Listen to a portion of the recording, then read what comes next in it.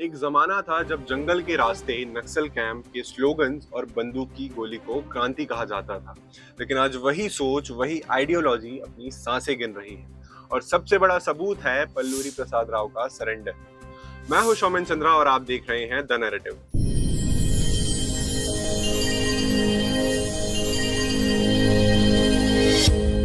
आज हम बात करने वाले हैं उस आइडियोलॉजी की जो कभी क्रांति के नाम पर शुरू हुई थी, लेकिन आज खोखली सोच बनकर गिर चुकी है। और वो सोच है नक्सलवाद। तेलंगाना पुलिस के सामने पल्लूरी प्रसाद राव, सीपीआई माओइस्ट का एक सेंट्रल कमेटी मेंबर, ने अपना हथियार डाल दिया और साथ में एक और पुराना साथी बंदी प्रकाश ने भी उसके साथ सरेंडर कर दिया। पल्लूरी प्रसाद राव, जिसे पार्टी में लोग चंद्राना कहते थे, पूरे 45 साल तक जंगल में अंडरग्राउंड जिंदगी जीता रहा। लेकिन अब उसने कह दिया है कि ये रास्ता पूरी तरह से गलत था। पल्लूरी प्रसाद राव कोई आम इंसान नहीं था। वो सीपीआई माओइस्ट के टॉप लेवल पर बैठा हुआ सीसी मेंबर था। उसने 1980 से लेकर 2024 तक लगातार पार्टी के कोर डिसीजंस में हिस्सा लिया। जहां एक तरफ वो कभी रिवॉल्यूशन का सिंबल माना जाता था, आज वही बंदा खुद कह रहा है कि बंदूक से समाज नहीं बदल सकता। तेलंगाना के सीएम रेवंत रेड्डी ने कुछ दिन ही पहले माओवादियों से अपील की थी कि वो मेन स्ट्रीम में लौट आए और विकास में हिस्सा ले। और लगता है ये अपील पल्लूरी प्रसाद राव के दिल तक पहुंच गई। उसने सरेंडर करते हुए ये भी कहा कि उसका हेल्थ खराब है, पार्टी के अंदर बहुत ज्यादा लड़ाई है और कंफ्यूजन है। और सबसे बड़ी बात उसने ये कही कि अब कोई सोच भी नहीं बची जिसमें वो यकीन कर सके। नक्सल आंदोलन के अंदर दरार, सत्ते की लड़ाई और आइडियोलॉजिकल फेलियर्स इतने बढ़ चुके हैं कि लोग अपने ही सीनियर्स से नाराज हैं। जरा आयरनी देखिए, जिस आदमी ने अपनी पूरी जिंदगी पीपल्स वॉर के लिए दे दी, वो आज खुद कह रहा है कि अब बस करो, ये रास्ता खत्म हो गया।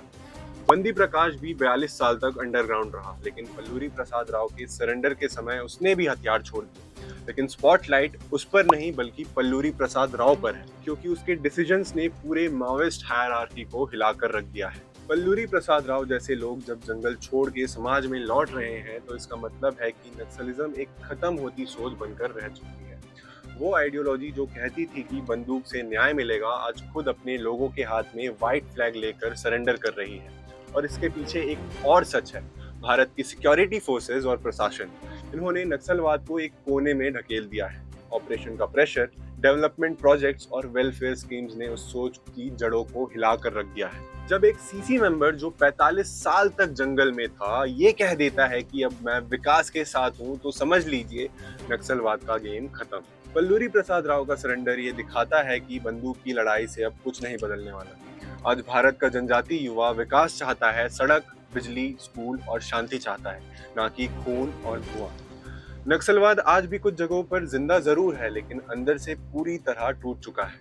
और जहां खुद उसके टॉप लीडर्स कह रहे हैं कि ये रास्ता बेकार था, तो समझ लीजिए जंगल की ये लड़ाई खत्म होने वाली है। मैं हूं शौमेन चंद्रा और आप देख रहे थे द नैरेटिव। अगर आपको लगता है कि नक्सलवाद सिर्फ एक खोखली सोच थी जिसमें इंसानियत खो गई, तो वीडियो को लाइक कीजिए, शेयर कीजिए और कमेंट में लिखिए, विकास ही असली क्रांति है।